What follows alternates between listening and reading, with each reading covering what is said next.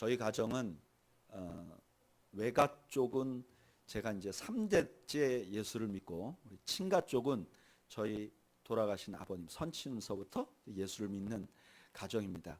외가 쪽은 그 동네 자체가 굉장히 기독교가 일찍 들어가고 교회가 일찍 생긴 마을이에요. 그래서 그 마을 사람들이 다 예수를 믿는 그런 분위기가 있는 지역이고, 저희 친가 쪽은 반면에 그 마을에 교회가 없었어요. 그러니까 저희 돌아가신 아버님께서 예수님을 믿을 수 있는 기회가 전혀 없었죠. 그런데 아버지가 이제 중학교를 졸업하고 고등학교를 그 안동으로 다니면서 아마도 복음을 들은 것 같아요.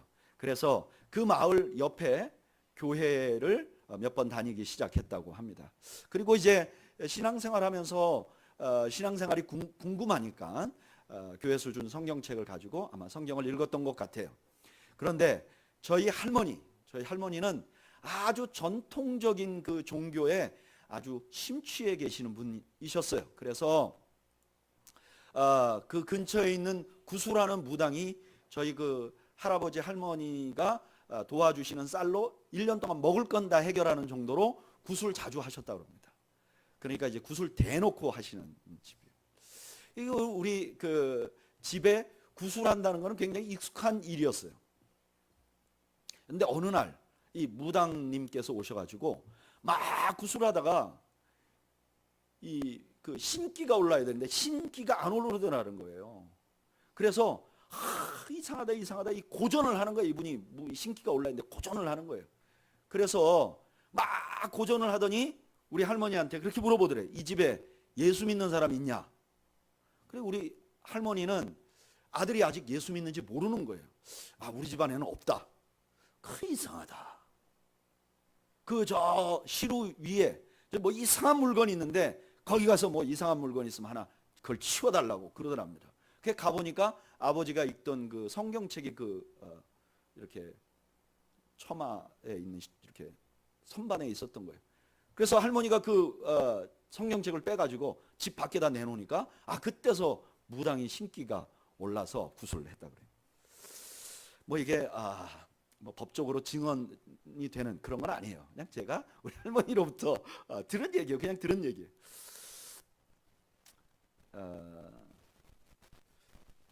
근데 여러분, 귀신은 있습니다. 그죠? 귀신은 있어요.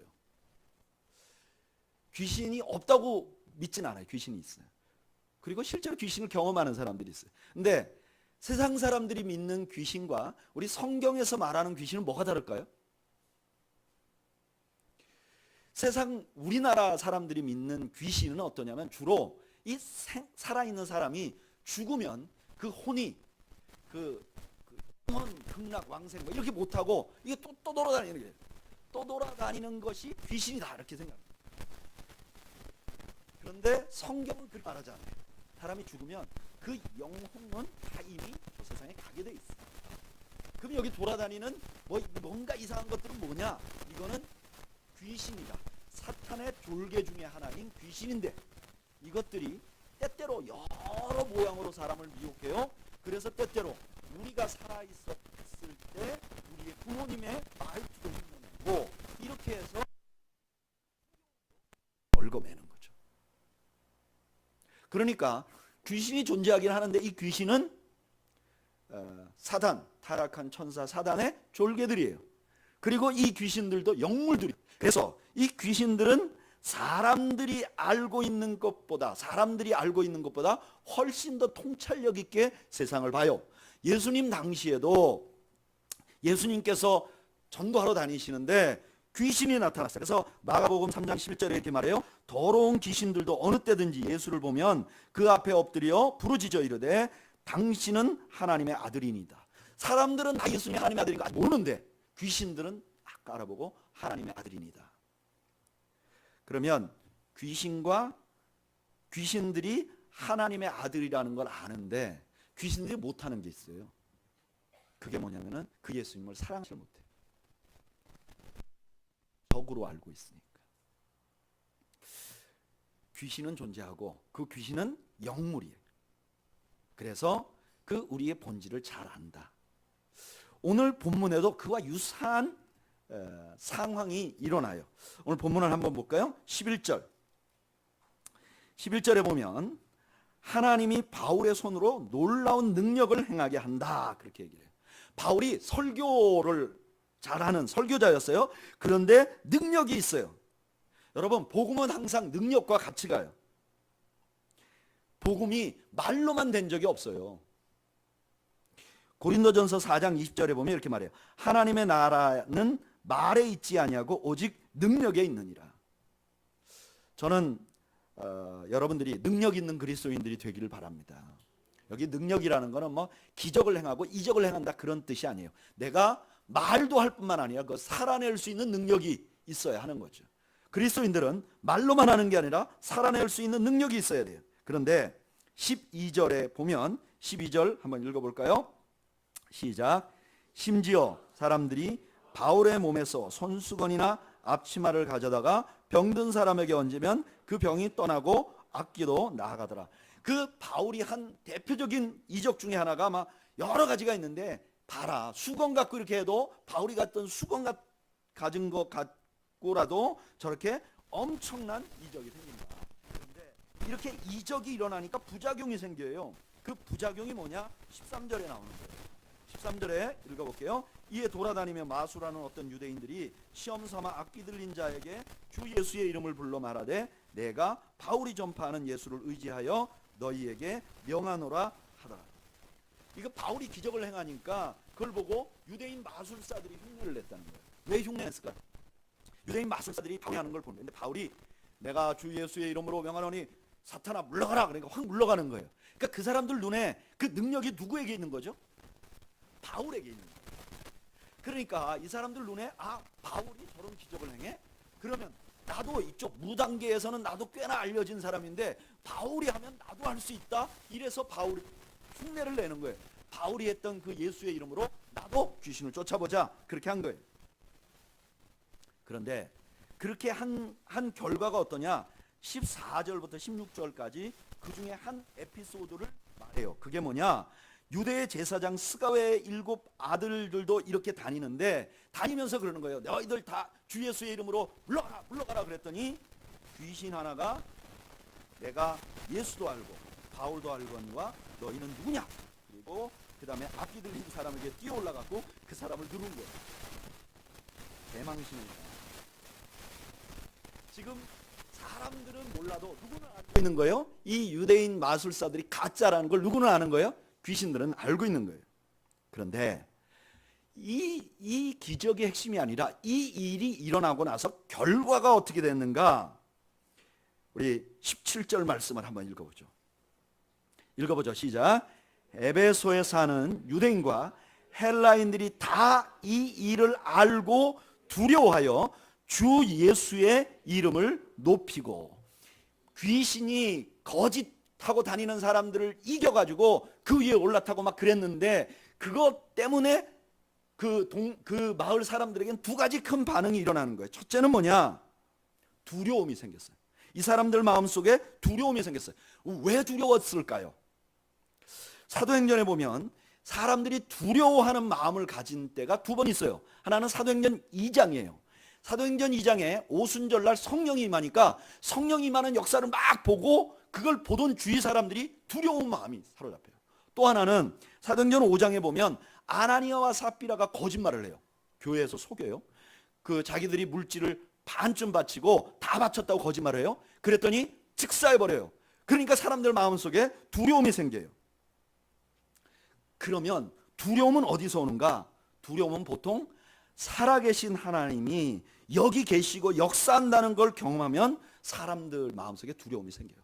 하나님의 역사를 보면, 하나님이 함께 한다는 걸 보면 그 마음에 두려움이 생긴다. 이거는 단순히 여기서만 일어나는 게 아니라 구약 성경에 보면 성도들이, 사람들이 하나님을 체험하는 경우가 많아요. 하나님을 경험하고 하나님을 만나고. 근데 하나님을 만나고 체험한 사람들의 공통적인 감정은 뭐냐면 두려움이에요.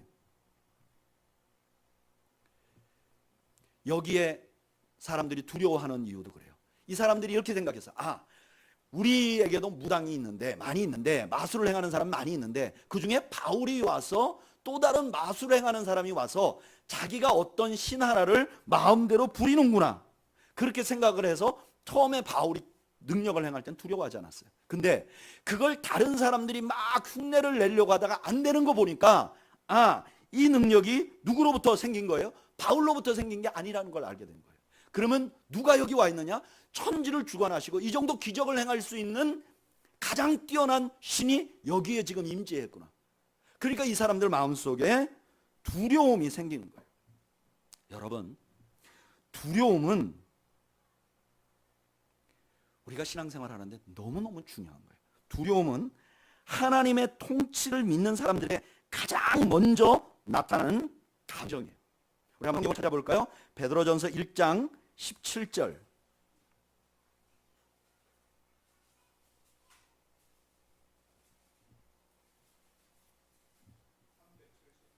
(377페이지)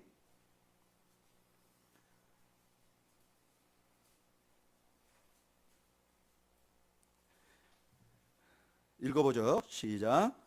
외모로 보시지 않고 각 사람의 행위대로 심판하시는 일을 너희가 아버지라 부른즉 너희가 나그네로 있을 때 두려움으로 지내라. 아멘.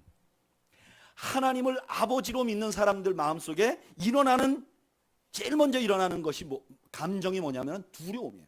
두려움. 물론 여기 두려움은 그냥 단순히 무서워하는 것과는 달라요. 그래서 로마서 8장 15절에 이렇게 말해요. 너희는 다시 무서워하는 종의 영을 받지 아니하고 양자의 영을 받았으므로 우리가 아빠 아버지라 부르짖는 거예요. 우리가 두려워하는 거 막 종같이 두려워하고 범죄자가 두려워하는 것 같은 두려움이 아니에요. 우리의 마음속에 있는 두려움은 무엇을 두려워하는 것과 비슷하냐면 아버지를 두려워하는 것과 비슷해요. 근데 이거는 참 오늘날 이해하기가 어려워요. 조금 여기 연세가 드신 분들은 조금 이해할 수 있지만 요즘에 아버지는 너무나 권위가 땅에 떨어져 있어요. 집에서 제일 귀한 게 누구냐? 아이. 두 번째가 누구냐? 강아지. 세 번째가 누구냐? 엄마. 네 번째가 누구냐? 고양이. 아빠는 어디 있는지 몰라. 이 세상이 이렇게 돼. 그러나 그래서 우리가 하나님을 두려워하는 감정이 뭔지 우리는 이해를 못해. 그러나 제가 한국에는 아버지를 두려워하는 마음이 있었어요. 그 아버지가 때리고 야단을 쳐서가 아니에요. 제가 여러 번 경험을 했지만 저희 가문은 한 대 걸쳐서 한 대가 크고 작고 해요. 저는 작고 제 아버지는 크고 제 할아버지는 작고. 그래서 제 할아버지와 제 아버지가 서 있으면 할아버지가 제 아버지의 이 목까지도 안아요. 그리고 제 아버지가 키가 크시고 등치가 좋으니까 어디 나가서도 늘 당당해서 아버지가 좀 이렇게 굽신굽신하는 걸 제가 본 적이 없어요. 그런데 그 아버지도 할아버지 앞에 서면 이게 고양이 앞에 쥐예요. 할아버지가 말씀도 안 하시고 그러면 아버지가 움찔해요. 근데 우리 할아버지가 우리 아버지를 그렇게 때리거나 그렇게 안 했대요. 근데 그 분위기가 그 할아버지, 그 집안의 아버지에 대한 그 친밀함에도 불구하고 두려워. 제가 우리 아버지가 우는 거를 한 번 딱 봤는데 할아버지 돌아가셨을 때 봤어요. 할아버지 돌아가실 때 우리 아버지가 그렇게 우시더라고. 그렇게 무서운데. 이게 지금 하나님을 만난 사람들의 감정이라는 거예요. 하나님을 만나면 어떤 마음이 생기느냐? 마음에 그런 아버지에 대한 두려움 같은 그런 거룩한 두려움이 생긴다는 거예요. 반대로 하나님을 모르는 사람들의 아주 중요한 특징이 무엇인가? 우리 성경을 찾아보죠. 로마서 3장 18절.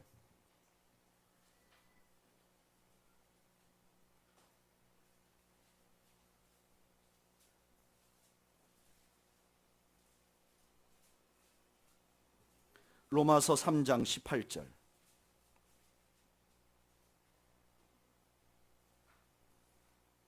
읽어보죠. 시작.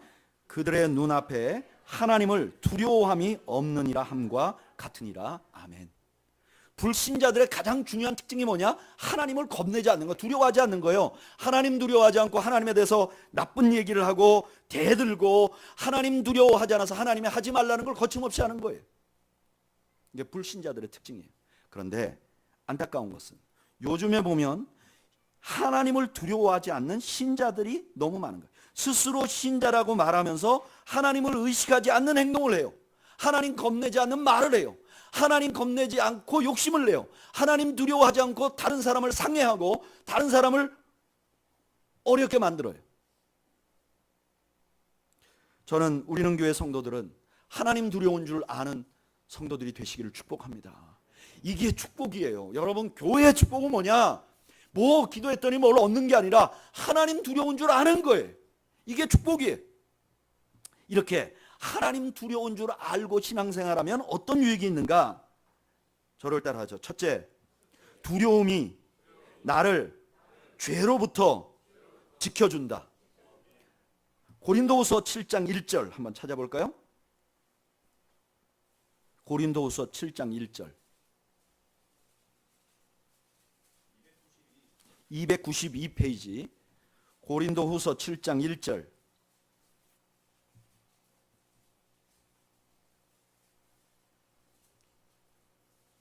읽어보죠. 시작. 그런즉 사랑하는 자들아, 이 약속을 가진 우리는 하나님을 두려워하는 가운데서 거룩함을 온전히 이루어 육과 영의 온갖 더러운 것에서 자신을 깨끗하게 하자. 자신을 깨끗하게 하는, 죄로부터 깨끗하게 하려면 제일 먼저 있어야 될 게 뭐냐면 거룩, 그 두려움이라는 거예요. 두려움이 있어야 깨끗하게 하려고 그러는 거예요. 이것의 대표적인 사람이 요셉이죠. 요셉이 보디발의 집에서 종살이 할 때 보디발의 아내가 유혹을 해요. 그때 요셉이 한 말이 뭐예요? 내가 어찌 이 큰 악을 행하여 하나님께 죄를 지으리까? 지금 요셉은 누구를 두려워하는 거예요? 하나님을 두려워하는 거예요. 여러분, 우리가 이 육신을 입고 있어서 죄를 짓게 돼 있어요. 우리가 살다 보면 죄를 짓게 돼 있어요. 그래서 죄를 안 지려고 애를 쓰면 어때요? 조금 나아져. 그런데 어느 순간에 또 무너져. 이게 불교식이에요. 기독교식은 어떤 거냐? 죄를 안 지려고 노력하는 게 아니라 뭐를 아는 거예요? 하나님 두려운 줄 아는 거예요. 그러면 저절로 죄를 이길 수 있는 거예요. 하나님 두려운 줄 알면 죄의 권세가 얼마나 큰지를 알게 되는 거예요. 하나님 두려운 줄 알면 죄의 결과가 어떤 건지 알게 되는 거예요. 죄를 이기려면 어떻게 되냐? 하나님 두려운 줄 알아야 돼요. 여러분, 하나님 두려운 줄 아는 여러분들이 되시기를 축복합니다. 그러면 이것이 여러분들을 죄로부터 지켜줄 거예요. 두 번째, 저를 따라 하시죠. 이 두려움이 나를 성숙하게 해줍니다. 빌립보서 2장 12절 한번 읽어볼까요?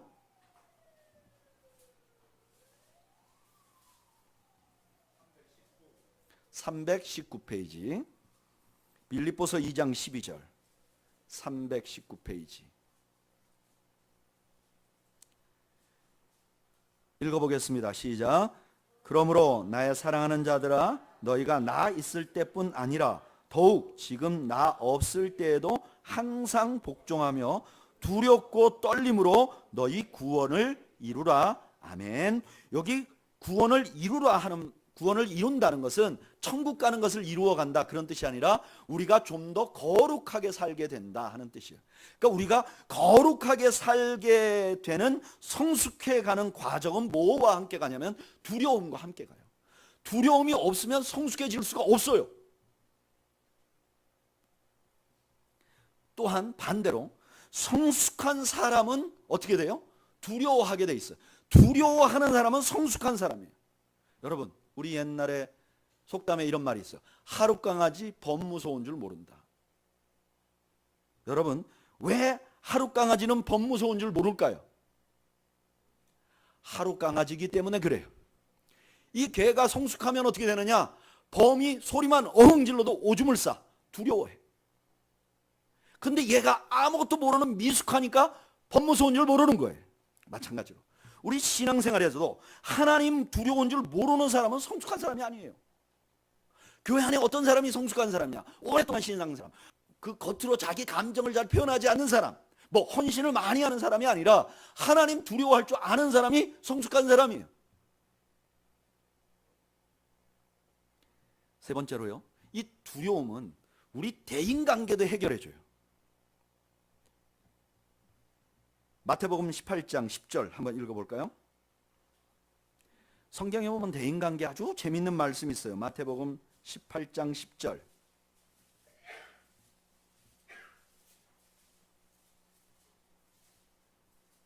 마태복음 18장 10절.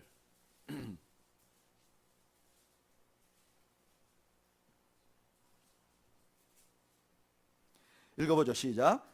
삼가 이 작은 자 중에 하나도 업신여기지 말라. 너희에게 말하노니 그들의 천사들이 하늘에서 하늘에 계신 내 아버지의 얼굴을 항상 배웁느니라. 아멘.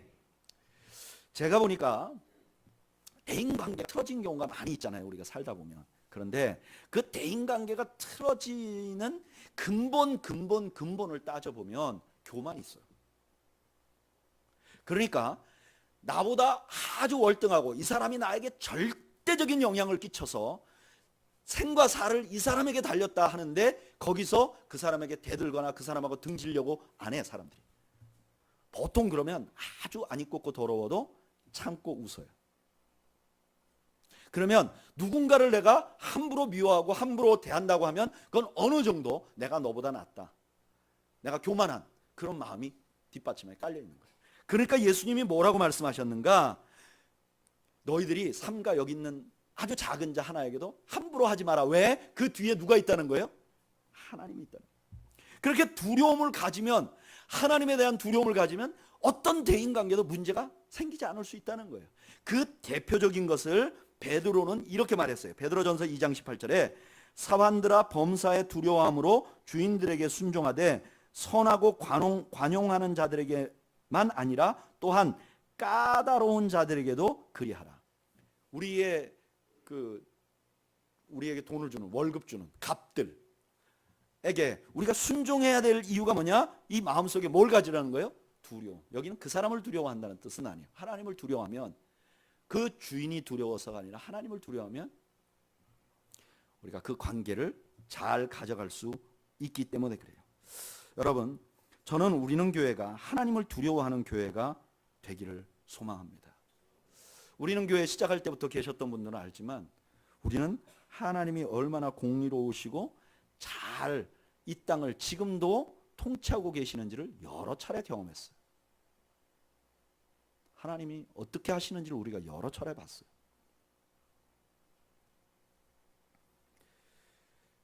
여러분, 우리는 교회는 이 교회 안에 들어오면 하나님 겁내는 기운이 있는 교회가 되기를 바라요.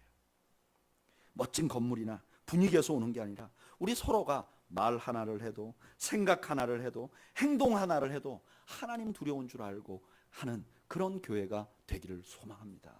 우리 마음속에 하나님 향한 거룩한 경외감이 우리를 지배하는 그런 교회가 되기를 소망합니다. 이것이 우리의 신앙생활에 참 도움이 되고 우리를 성숙하게 만들어 나갈 것이에요. 또 하나, 오늘 귀신이 그렇게 누르고 나니까 또 하나의 행동을 했는데 그게 17절 하반절이에요. 뭐라 그러냐면 주 예수의 이름을 높였다 그래요. 여러분, 왜 주 예수의 이름을 높였을까? 그냥 무서워하는 건 이해가 되잖아요. 그런데 왜 주 예수의 이름을 높였을까? 이 마술사들의 눈에는 바울이 기적을 행하는 것을 보면서 이런 생각이 드는 거야. 그 예수의 이름이라는 게 뭔가 기적을 행할 수 있는 도구나. 마치 알라딘이 자기 램프를 막 닦으면 지니가 쫙 나오듯이, 혹은 손오공이 여의봉을 들고 막 흔들어서 이걸로 기적을 만들듯이, 예수의 이름이라는 게 바울이 마음대로 할 수 있는 어떤 기적을 행하는 도구구나, 이렇게 생각을 했어요. 그런데 그걸 가지고 나도 써봐야 되겠다 해서 자기가 썼더니 귀신들이 아니다 하고 나를 눌러버리는 거예요. 그러니까 그 힘의 원천이 바울에게 있었던 게 아니라는 거예요. 누구에게 있었다는 거예요? 그 바울이 불렀던 예수의 이름이 단순히 기적을 행하는 도구가 아니라 그분이 지금도 살아계셔서 바울이 그 예수님의 이름을 말하니까 지금 다 두려워하는 거예요. 그러니까 예수님이 가장 진정한 의미의 통치자라는 걸 인정하는 거예요. 그러고 나니까 예수님을 높였다, 예수의 이름을 높였다고 말하는 거예요. 여기 예수님의 이름을 높였다는 것은 하나님의 통치를 인정한다 하는 그런 의미가 있는 거죠. 여러분, 신앙생활에서 두려움 다음에 가장 중요한 것 중에 하나가, 두려움과 함께 가장 중요한 것 중에 하나가 하나님이 지금도 통치하고 계시다는 확신이에요. 여러분, 하나님이 여러분들 가정을 통치하고 계시다고 믿으십니까? 하나님이 우리는 교회도 움직이고 통치하고 계시다고 믿습니까? 너무 중요합니다. 하나님이 이 나라도 그 하나님의 손에 잡고 있다는 사실을 믿으십니까?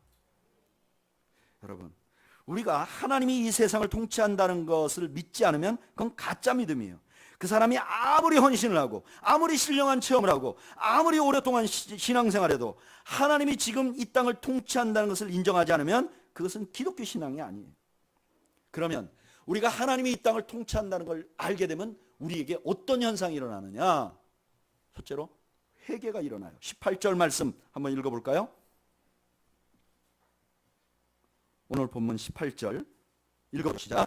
믿는 사람들이 많이 와서 자복하여 행한 일을 알리며, 지금 자복했다, 자기가 행한 일을 고백했다, 회개 운동이 일어나는 거예요. 여러분, 하나님의 통치를 알게 되면 회개가 일어나. 왜 그럴까? 하나님이 지금도 통치한다는 걸 믿으면 왜 회개가 일어날까? 왜냐하면 기준이 바뀌기 때문에 그래요. 여러분, 사람들은 모두가 다 판단의 기준이 자기한테 있어요. 그래가지고 자기가 기준이니까 보통 자기에게 관용해요. 자기에게 관용하는 동안은 회개가 일어나지 않아요. 제가 왜 도대체 남자들보다 여자들이 교회에 많을까? 왜 그렇죠? 뭐 여러 가지 얘기를 들었어요. 남자들은 사회생활을 내 바쁘고, 우리나라 같으면 남자들은 술 담배 하는 거, 남자들은 신앙생활하는 게 여자들보다 좀 덜해서. 근데 최근에 제가 이게 답이 아닐까 하는 거를 하나 들었어요. 이건 성경에 있는 건 아니에요. 그냥 그럴듯해서 말씀드려요. 그 어떤 분이 하는 얘기를 들었는데요. 남자와 여자가 있으면 남자가 여자보다 훨씬 더 자신에 관해서 만족감이 높대요. 그래서 남자들은, 중년의 남자들이 거울을 딱 보면서 머리가 막 빠지고 배가 이렇게 나왔는데도 자기 배를 이렇게 만지면서 그래도 내가 이 정도 괜찮지? 이렇게 생각한다는 거예요. 남자들은 그런데. 근데 여자들은 분명히 그만하면 괜찮은데, 여기 왜 주름이 이렇게 있지? 여기 없어야 되는데 막 그러면서 자존감이 낮아진다는 거예요. 그래서 여성과 남성의 자존감 차이가 한 10% 정도 난다는 거예요. 남자는 한 30%, 여자는 한 20% 정도. 여러분, 자기가 배 나오고 머리 다 빠져도 괜찮다고 믿는데 말라 하나님 믿겠어요? 회개가 안 일어나지. 근데 자기가 기준이 아니라 하나님이 기준이 된다는 사실을 알면 이건 달라요. 내가 괜찮은 사람이 아니라는 걸 하나님 기준에 보면 금방 알아요. 제가 교도소에 근무했었잖아요, 군을. 저는 교도소에 제가 근무했다는 게 정말 싫었어요. 내가 왜 여기 와서 이렇게 했을까? 근데 목회를 하다 보니까 그때 그 경험이 너무너무 귀중해요. 여러분 아세요? 이제 그 어떤 사람이 강도를 했잖아요. 그래서 막 신문에도 났어. 그럼 이 사람 몇 년형 받을지 대부분 알아요. 대부분 알아. 심지어는 국선 변호사들은 알려줘요. 이 정도 하면 얼마 받을 거다. 근데 신기한 거는요, 그 사람들이 깜빵에 가서 이렇게 밤에 잘 때 저희가 조금 얘기해 보면요, 희망이 너무너무 있어요. 내가 원래 저지른 일은 20년 받아야 되는데 자기는 10년 이하로 받을 것이라고 희망을 갖고 있어요.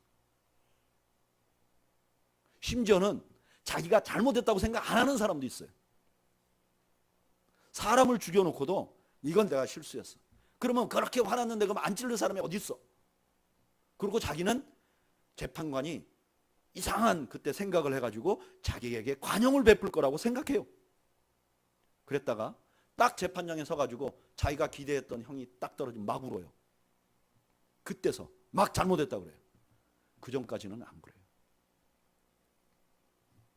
여러분, 법 앞에 판결을 받을 다음에야 자기의 심각성을 아는 거예요. 우리가 회개는 언제 일어나느냐? 기준이 나로부터 하나님으로 넘어갔을 때, 하나님이 통치한다는 것을 알았을 때 진정한 의미의 회개가 일어나는 거예요. 회개가 내 감정의 수준이 있잖아요. 나도 양심이 있으니까 이거 잘못했네, 이 정도 수준에서는 회개가 안 일어나요. 하나님이 다 한다, 하나님이 다 결정한다, 하나님의 말씀에 의해서 나를 결정한다, 여기서 회개가 나오는 거예요.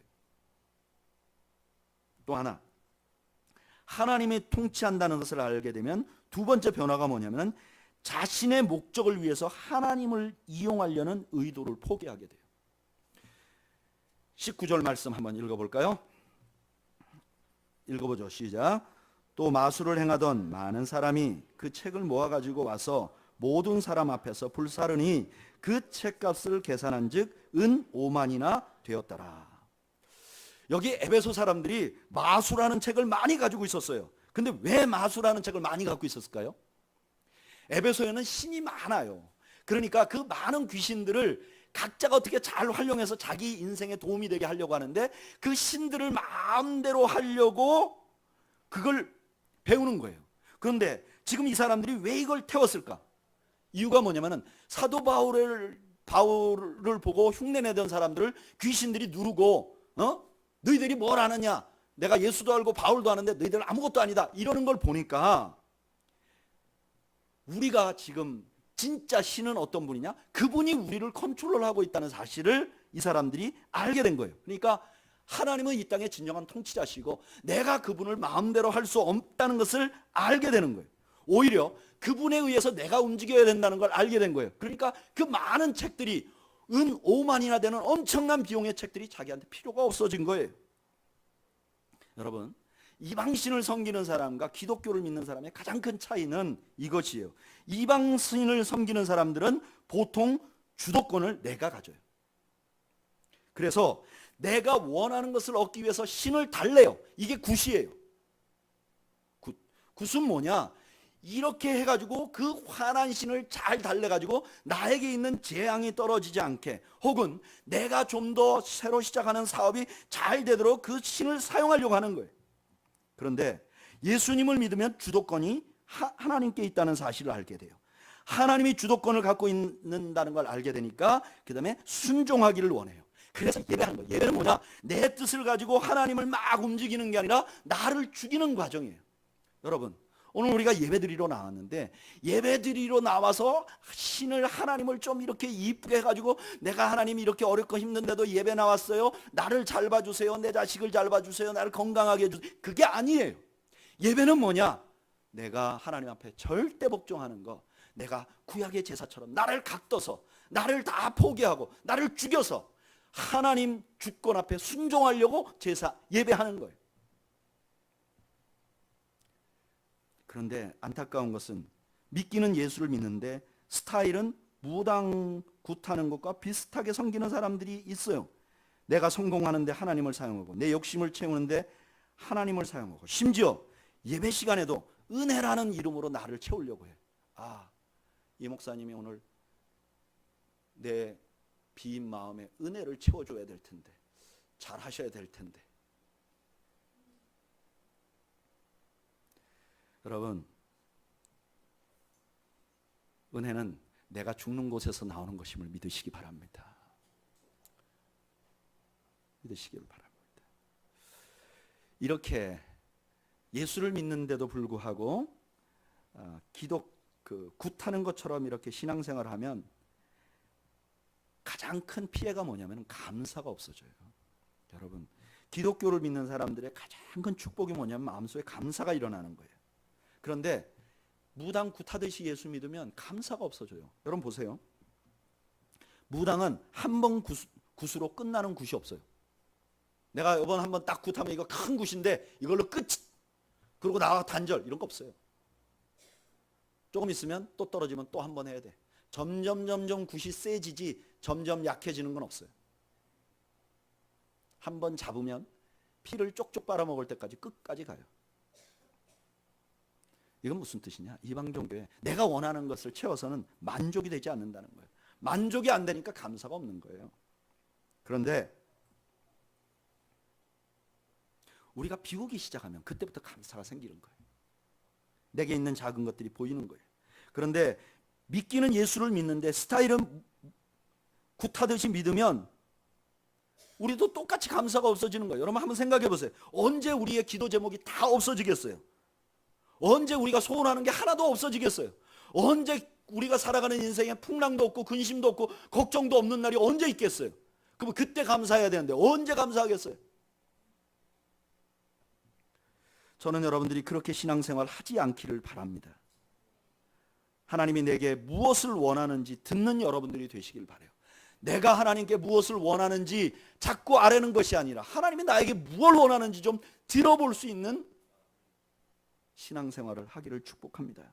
그리고 이렇게 되면 어떤 현상이 일어나냐? 하나님의 말씀이 나를 지배하게 돼요. 여러분 20절 말씀 다 같이 읽어보죠.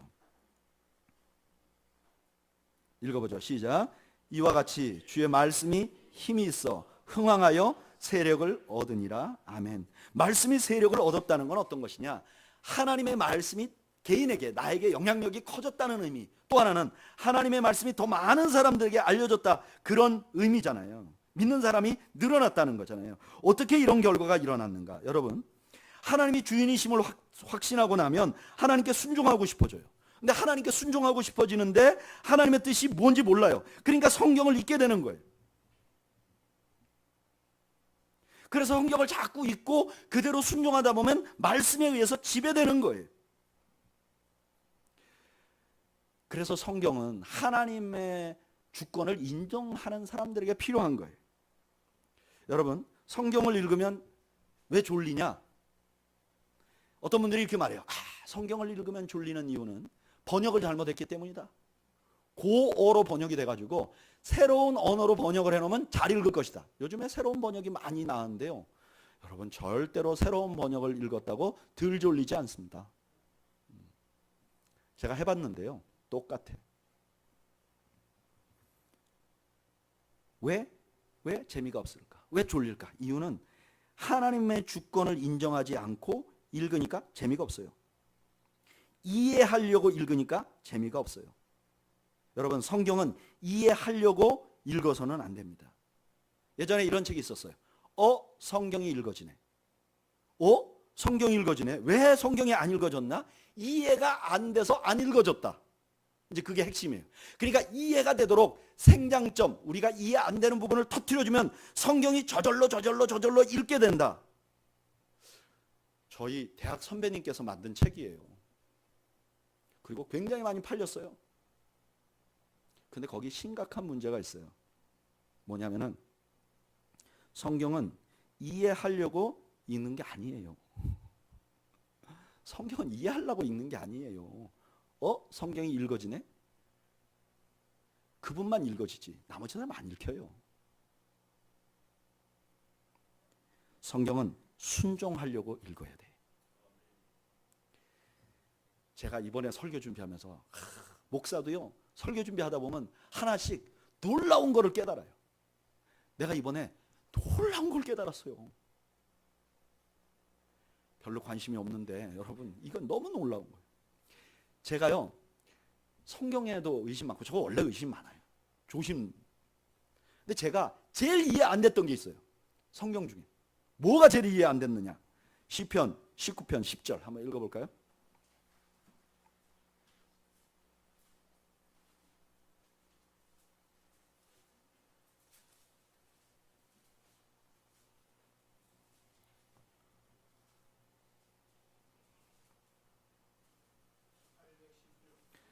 구약 816.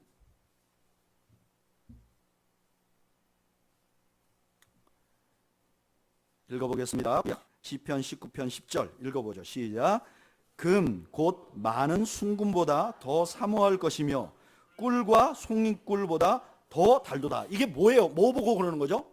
하나님의 말씀이 꿀과 송이꿀보다 더 달다. 투표를 한번 해보죠. 성경을 읽었는데 진짜 달더라. 그런 분 한번 손 들어보세요. 이게 보통 명시가 아니에요. 아니, 저는요, 읽긴 읽어. 그렇지만 달다. 글쎄, 단 건 이런 거죠. 만화책 이런 거 달죠. 그냥 막 읽으면 막 읽혀지잖아요. 근데 어떻게 달까? 왜 이걸 이해를 못했냐면 여기까지만 읽었기 때문에 이해를 못하는 거예요. 11절을 읽어보면 왜 단지 알 수가 있어. 한번 읽어보세요. 시편 19편 11절 읽어볼까요? 시작. 또 주의 종이 이것으로 경고를 받고 이것을 지킴으로 상이 크니이다. 아멘. 왜 달았느냐면 이분은 이 성경을 읽으면서 지키려고 하니까 달더라는 거예요. 뭔지 아시겠어요? 지키려고 하면 그게 달아요. 이거 그냥 머리에서만 넣으려고 하면 안 달아 이게. 제가 이제 이런 우리 컴패션에 보면 밴드들이 있잖아요. 이 컴패션 밴드가 어떤 분들은 그 밴드 안에서도 굉장히 머리가 좋거나 아니면 학습하는데 아주 뛰어난 친구들이 있죠. 그런데 어떤 친구들은 학교 다닐 때부터 그런 데 별로 관심이 없는 친구들이에요. 뭐 외우고 공부하고 이런데. 근데 제가 참 놀라운 거는요. 이 한 30개 되는 공연 곡들을 다 외워요. 그것도 그냥 그 안에 무슨 뭐 화음도 이런 것도 다 외워요. 심지어 10월 달에 필리핀에 가서 이제 공연을 할 건데 그 영어로 된 걸 다 외워요. 얘들이 필리핀 같이 데리고 다녀보면요. 땡큐도 못해. 근데 그 노래를 다 외워요. 어떻게 외우는지 몰라요. 근데 외워요. 왜 그렇죠? 공연을 하려면 그걸 외워야 공연을 하니까 그걸 죽으라고 외우고 그거를 다 자기 몸에 습득하는 거예요. 성경이 어떨 때 다른가 어렴풋이 알 것 같더라고요. 아 그래. 이 말씀을 읽고 내 그대로 살아야지. 하나님이 무엇을 원할까? 한 구절 읽고 요 구절대로 내가 살아야지. 그러면 왜 성경이 지루하겠어요? 성경을 통째로 읽으면서 이걸 다 오늘 신약을 떼야지. 오늘은 마태복음을 떼야지. 이렇게 하고 읽으니까 1절 읽다 조는 거예요. 왜냐하면 내가 이해해 보려고 하니까, 내가 가져보려고 하니까. 그게 아니고 내가 순종해 보려고 하면 몰라 이걸 다 읽겠어요. 한 절만 읽어도 얼마나 좋아. 한 절 읽고 내가 이대로 한번 살아봐야지. 그러면 달게 된다는 거예요. 그걸 가지고 내가 하나님과 더 가까워지고 하나님께 순종하는 그런 기쁨을 누리게 되면 달게 된다는 거예요. 성경을 조금씩 읽기를 축복합니다. 너무 많이 읽으면 지킬 수가 없어. 조금씩 읽고 그 말씀 속에서 순종하고 말이죠. 여러분, 신앙생활의 기초는 뭐냐? 우리가 하나님을 두려워하는 거예요. 그리고 하나님이 주인이라는 걸 인정하는 거예요. 그로부터 우리 신앙생활이 시작되는 거예요. 이거 기초가 안 돼 있으면 나머지 가지고 그 기본을 빼버리고 성경 많이 읽으세요. 회개하세요. 여러분 서로 사랑하세요. 여러분 서로 대인관계 조심하세요. 여러분 교회 와서는 순종하세요. 아무리 해도 소용없어요.